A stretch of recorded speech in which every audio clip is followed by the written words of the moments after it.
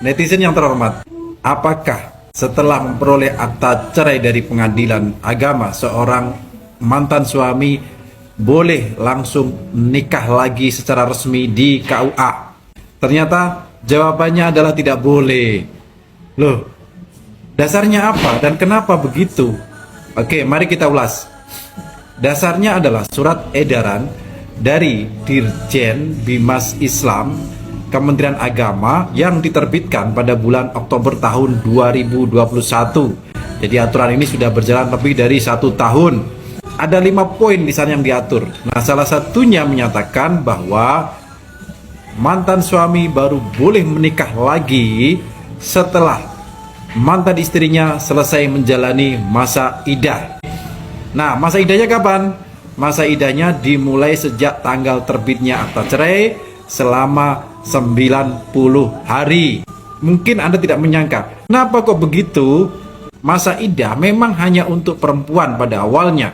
Dimaksudkan untuk memastikan kondisi fisik maupun psikologis. Fisik berarti untuk memastikan apakah di dalam dirinya itu ada janin hasil hubungannya dengan suami sebelumnya, dan psikis itu untuk memulihkan sekaligus agar dia dapat mempertimbangkan kembali apakah ingin menyudahi atau mungkin ingin melanjutkan pernikahan ya. Dengan adanya surat edaran ini, maka seolah-olah bagi suami juga ada masa iddah ya, atau kalau dalam konsep fikih disebut sebagai sibhul iddah.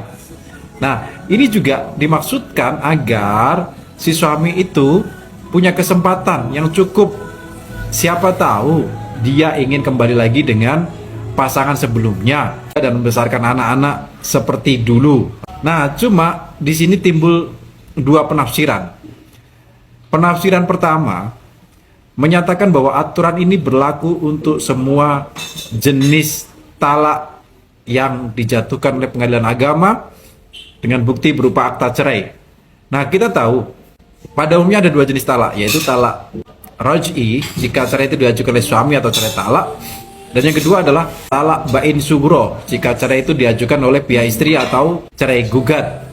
Nah, penafsiran kedua menyatakan bahwa ini berlaku hanya untuk talak raj'i, artinya cerai yang diajukan oleh suami, karena talak raj'i itu memiliki konsekuensi.